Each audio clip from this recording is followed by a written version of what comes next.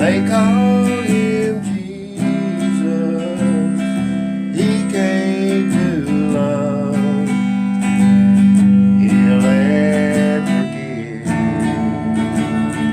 He lived and died to buy my pardon. An empty grave is there to prove my Savior lives. Because He lives, I can face tomorrow. Because He lives, all fear is gone. Because I know who holds the future, and life is worth the living just because He lives. Okay, let's look at Numbers 19. And the Lord spoke unto Moses and unto Aaron, saying, This is the ordinance of the law which the Lord had commanded, saying, Speak unto the children of Israel, that they bring thee a red heifer without spot, wherein is no blemish, and upon which never came yoke. Now this is the heifer that they are looking for today. 3. And ye shall give her unto Eleazar the priest, and he may bring her forth without the camp, and one shall slay her before his face. And Eleazar the priest shall take of her blood with his finger, and sprinkle of her blood directly before the tabernacle of the congregation 7 times. And one shall burn the heifer in his sight, her skin, her flesh, her blood, with her dung shall he burn. Now, dung means poo. Do I need to go on? It's not a cuss word. 6. And the priest shall take cedar wood, and hyssop, and scarlet, and cast it into the midst of the burning of the heifer. Then the priest shall wash his clothes, and he shall bathe his flesh in water, and afterwards he shall come into the camp, and the priest shall be unclean until evening. And he that burneth her shall wash his clothes in water, and bathe his flesh in water, and shall be unclean until evening. And a man that is clean shall gather up the ashes of the heifer, and lay them up without the camp in a clean place, and it shall be kept for the congregation of children of Israel for a water of separation. It is purification for sin. And he that gathered the ashes of the heifer shall wash his clothes, and be unclean until the evening. And it shall be unto the children of Israel, and unto the stranger that sojourns among them, for a statute forever. He that toucheth the dead body of any man shall be unclean 7 days. He shall purify himself with it on the 3rd day, and on the 7th day he shall be clean. But if he purify not himself the 3rd day, then the 7th day he shall not be clean. Whosoever touches the dead body of any man that is dead, and purify not himself, defileth the tabernacle of the Lord. And that soul shall be cut off from Israel, because the water of separation is not sprinkled upon him. And he shall be unclean, his uncleanness is yet upon him. This is the law. When a man dieth in a tent, and all that come into the tent, and all that is in the tent, shall be unclean 7 days. And every open vessel which hath no covering bound upon it is unclean. And whosoever touches one that is slain with a sword in the open field, or dead body, or a bone of a man, or a grave, shall be unclean 7 days. And for an unclean person they shall take of the ashes of the burnt heifer of the purification for sin, and run water shall be put thereto in a vessel. And a clean person shall take a hyssop, and dip it in the water, and sprinkle it upon the tent, and upon all the vessels, and upon the persons that there, and upon him that touched the bone, or one slain, or one dead, or a grave. And the clean person shall sprinkle upon the unclean on the 3rd day, and on the 7th day, and on the 7th day he shall purify himself, and wash his clothes, and bathe himself in water, and shall be clean at evening. But the man that shall be unclean, and shall not purify himself, that soul shall be cut off from among the congregation, because he has defiled the sanctuary of the Lord. The water of separation has not been sprinkled upon him, he is unclean. And it shall be a perpetual statute unto them, that he that sprinkle the water of separation shall wash his clothes, and he that touches the water of the separation shall be unclean till evening. And whatsoever the unclean person shall be unclean, and the soul that touches it shall be unclean until evening. Now, I'm not really getting why all this is, but hopefully we'll find out sooner or later. Alright, I'm going to take me a minute, and we'll come back and read 20. Alright, let's move on to 20. Then came the children of Israel, evening the whole congregation, into the desert of Zin in the 1st month, and the people obeyed in Kadesh, and Miriam died there, and was buried there. And there was no water for the congregation, and they gathered themselves together against Moses and against Aaron. All right, now we just went through all this, and Miriam died, and there's no water. So what are they supposed to do now? 3. And the people code with Moses and spoke, saying, Would God that we had died when our brethren died before the Lord? And why have ye brought up the congregation of the Lord into the wilderness, that we and our cattle should die here? And wherefore have ye made us to come out of Egypt, to bring us unto this evil place? It is no place of seed, or of figs, or of vines, or pomegranates, neither is there any water to drink. All right, now, here we go. Now, here God just told them that if somebody died and you had to touch them, that you had to be purified. But they are more worried about not having the seed and pomegranate and water to drink. Me, I would probably be both ways, because look, I can't wash me because I was around Miriam, the dead body, and I can't purify myself now because we don't have anything. All right, number 6.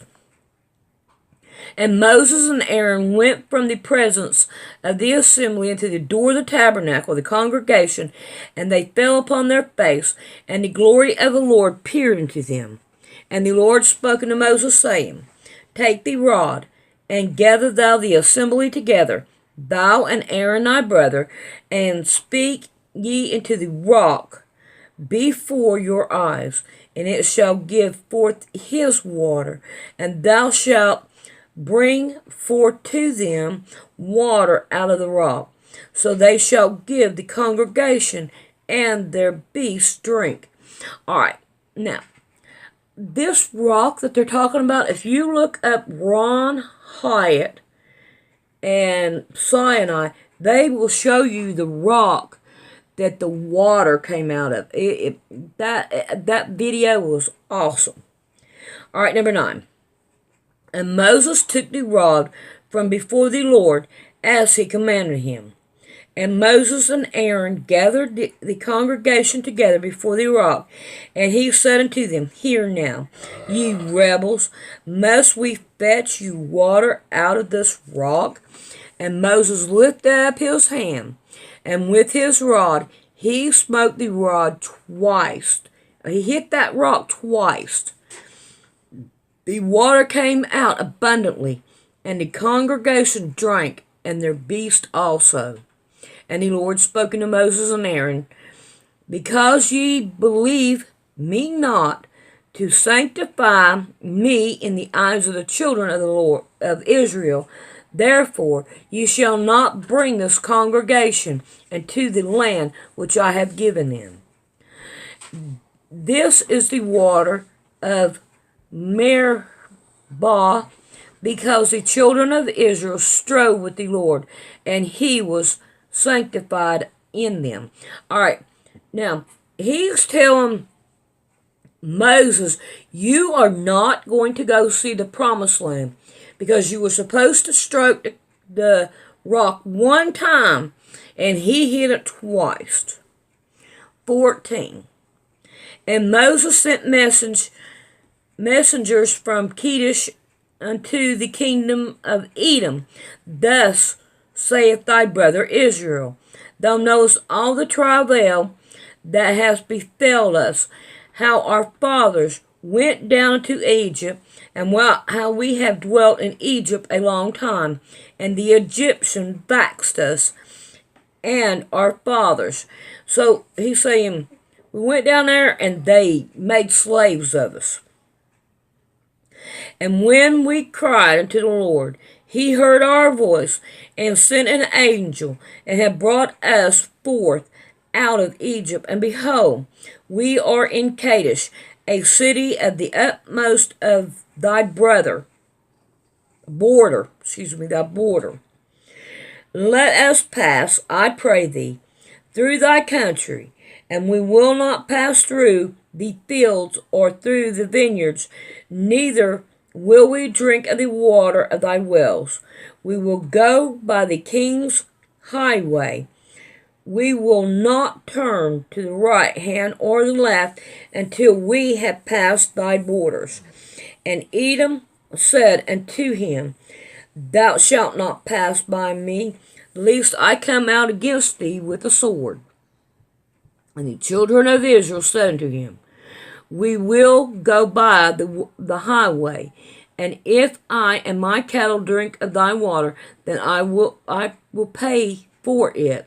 I will only, without doing anything else, go through on my feet. And he said, Thou shalt not go through. And Edom came out against him with much people and with a strong hand. Thus Edom refused to give Israel passage through his borders. Therefore Israel turned away from him. Oh, yeah, that's not going to be good. All right, 22. And the children of Israel, even the whole congregation, journeyed from Kadesh and came into Hor. And the Lord spoke unto Moses and Aaron in Mount Hor by the coast of the land of Edom, saying, Aaron shall be gathered unto his people, for he shall not enter into the land which I have given unto the children of Israel, because he rebelled against my word at the water of Meribah. I guess Aaron's not going to go in there either. And Aaron and Elzor and his son, and bring them up into Mount Hor, and stripped Aaron of his garments, and put them upon Elzor and his son, and Aaron shall be gathered unto his people, and shall die there. And Moses did as the Lord commanded, and they went up into Mount Hor in the sight of the congregation. And Moses stripped Aaron of his garments, and put them. Hold on, I got to turn my page, and it don't want to turn loose. They want to stick together. Upon Elzor his son, and Aaron died there on the top of the mount. And Moses and Elzor came down from the mount. And when all the congregation saw that Aaron was dead, they mourned for Aaron 30 days, even all the house of Israel. All right, we'll be right back, and we'll read 21. All right, let's go ahead and read 21. And when King Arad, the Canaanite, which dwelt in the south, heard tell that Israel came by the way of the spies, then he fought against Israel and took some of them prisoners. And Israel vowed a vow unto the Lord, and said, If thou wilt indeed deliver this people into my hand, then I will utterly destroy their city. And the Lord hearkened unto the voice of Israel, and delivered up the Canaanites, and they utterly destroyed them and their cities. And he called the name of the place Horham. And they journeyed from Mount Hor by the way of the Red Sea to compass the land of Edom. And the souls of the people, which was discouraged because of the way. And these people spoke against God and against Moses, Wherefore have ye brought us out of Egypt to die in the wilderness? For there is no bread, neither is there any water, and our soul loath this like bread. And the Lord sent fiery serpents among the people, and they bit the people, and much people of Israel died. Therefore the people came to Moses and said, We have sinned, for we have spoken against the Lord and against thee. Pray unto the Lord that he take away the serpents from us. And Moses prayed for the people. And the Lord said unto Moses, Take thee a fiery serpent, and set it upon a pole, and it shall come to pass that every one that is bitten, when he looketh upon it, shall live.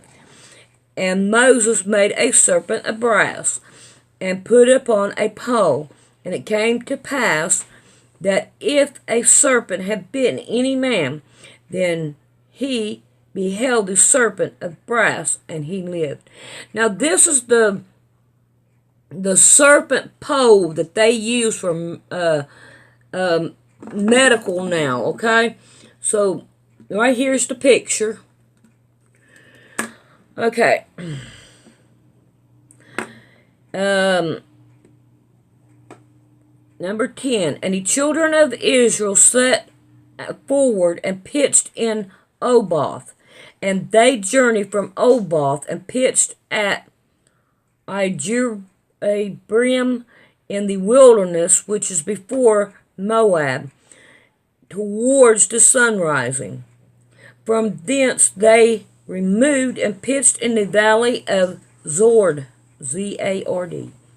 And from thence they removed and pitched on the other side of Aaron, which is on the wilderness that cometh out of the coast of the Amorites. For Aaron is the border of Moab, between Moab and Amorites.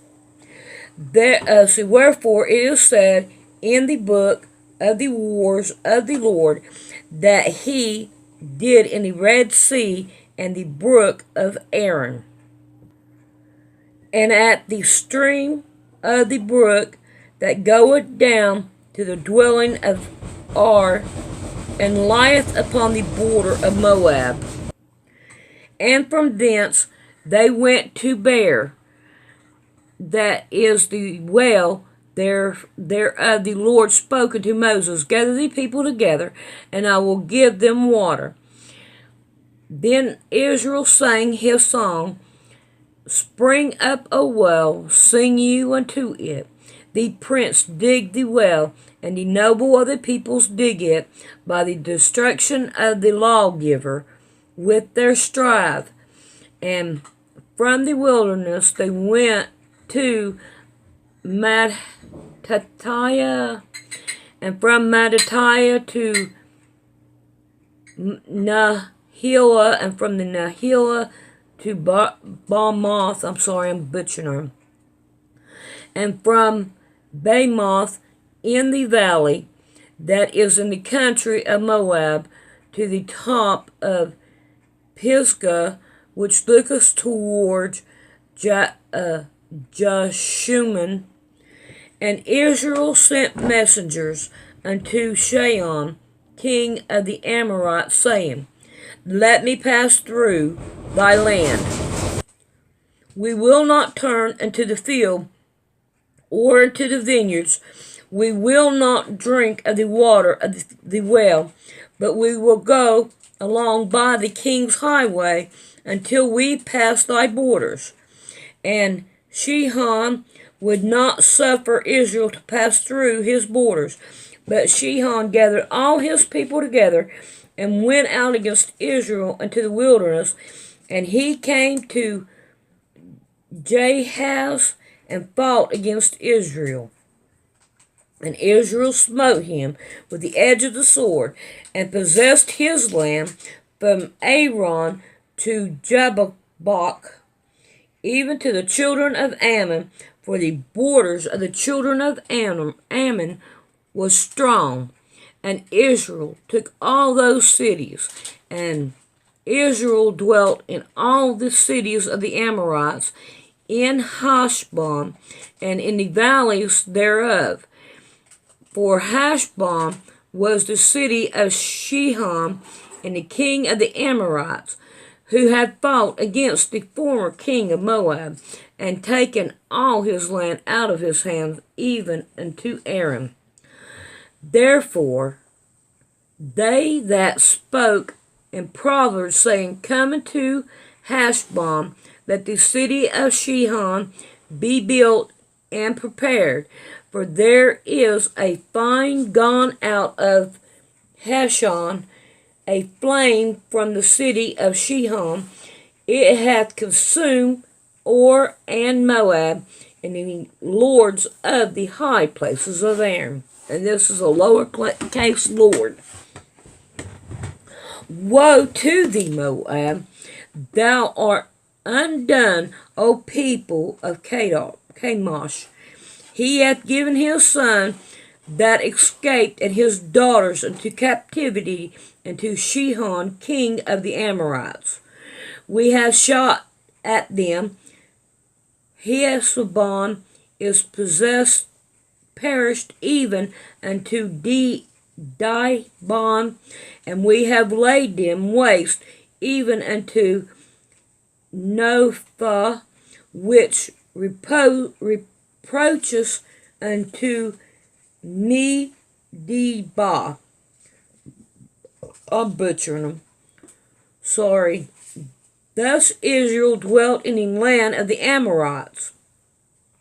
And Moses sent to spy out Jasher, and they took the village thereof, and drove out all the Amorites that were there. And they turned and went up in the way of Bashan. And Og, the king of Bashan, went out against them, he and his people, to the battle at Eldorah. And the Lord said unto Moses, Fear him not, for I have delivered him into thy hands, and all the people, and his land, and thou shalt do to him as thou hast done unto Sihon the king of the Amorites, which dwell at Heshbon. So they smote him, and his son, and all his people, until there was none left him alive, and they possessed the land. Alright, so they fighting and everything, and now they got the land. We're going to read 22 tomorrow. I hope.